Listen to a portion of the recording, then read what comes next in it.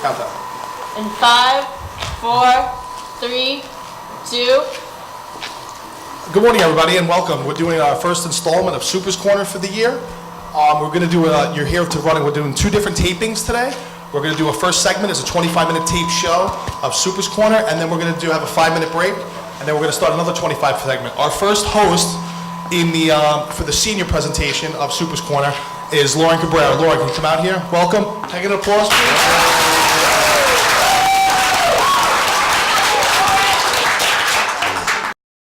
I am your host, Lauren Cabrera, and welcome to our first installment of Super's Corner. Today, our fearless leader and superintendent, Mr. Frank Gargiulo, is going to be speaking about our school's pulse. Let's give him a nice round of applause.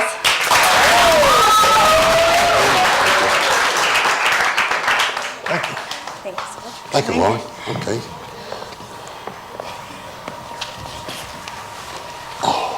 So, without further ado, we are going to jump right in.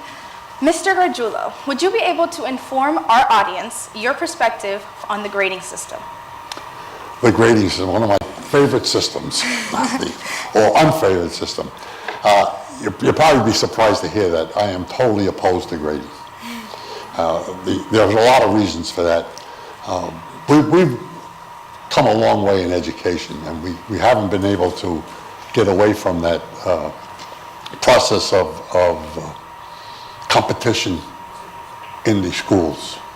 And grading is a sense of competitiveness. Who's first, who's second? Did you get a 90? Did you get a 98? Did you get an A? Did you get a B? All of those things create winners and losers. And in a world of education, there's no such thing as losers anymore. You cannot have that. You cannot exist as a society with that. But more than that, what it does to you, it creates stress. If I'm evaluating you, and I'm on your back all the time, who am I to say you're worth an 80 or a 90 or 82 or 69 or whatever number they give you? It doesn't make any sense. But we as a society insist on that, for a better term, an NFL mentality where we have a Super Bowl. Years ago in high tech and in county prep, in those 2 schools that we run, in the high schools in the district, regular high schools, I did away with the ranking system. If you notice, we try not to give you a ranking. Who's first in the class, who's second in the class, for that very reason. We need to become a society where learning how to learn is the key. We measure stuff. We measure how much stuff you know. We don't measure your ability to learn. And we think that's the grading for it. It's the same way why there's so much controversy about standardized tests and things like that today. Mainly because it puts stress and it creates a system of judgment. And when you judge people, good or bad, when you start judging people, you create losers. I know a lot of people of my age who could have been extraordinary people in their field, especially teaching, but because they couldn't pass the teaching test, that one test that they have, it's a written test kind of, they never went, they were afraid they could even take the test, because they weren't good test takers, they never entered the field. And I think the system lost those. It's very prevalent in society. We are a society of accountability, of numbers all the time, and we love to put people into categories. And I know my wife, myself, the first thing she asks my grandchildren, what kind of grades you get? The first thing. And to me, that's probably the first thing. And it's not an easy thing to stop.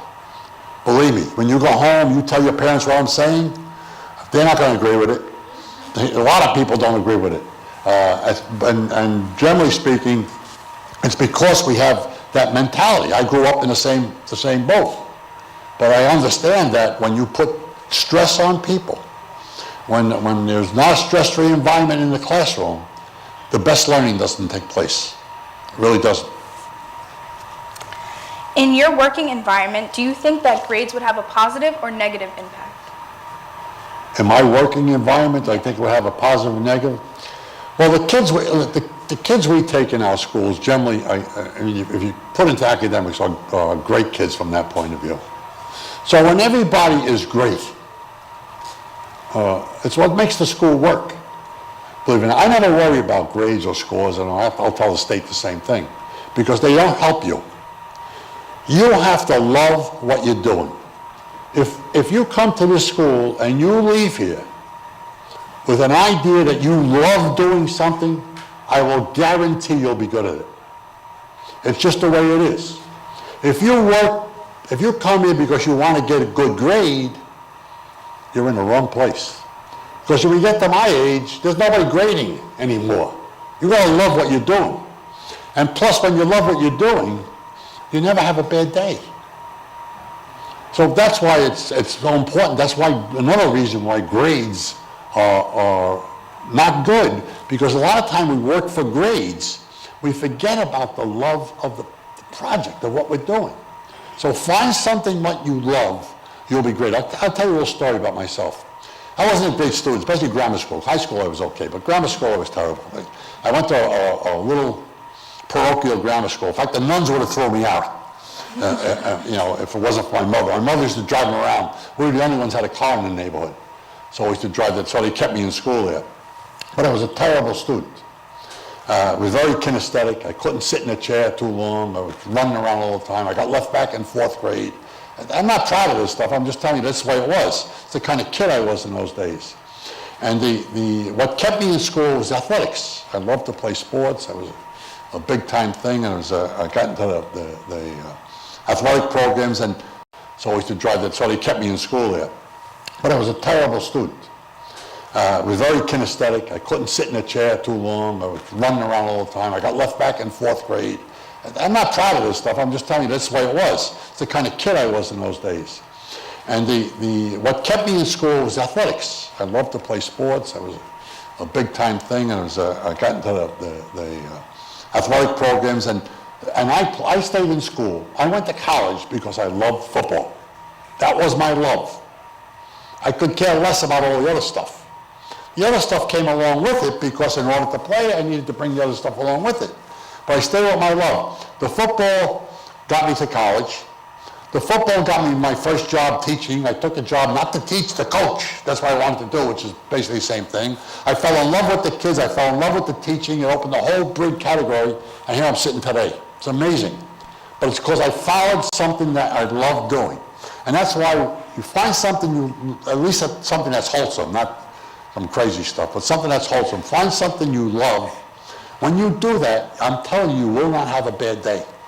And every day is a great day because your interest drives you. And that's really what it's about. And when I say to you, you have to do something because you have to get a grade, it really takes away from it. And don't get me wrong, I'm not saying don't worry about the grades, worry about them because the society's wacky.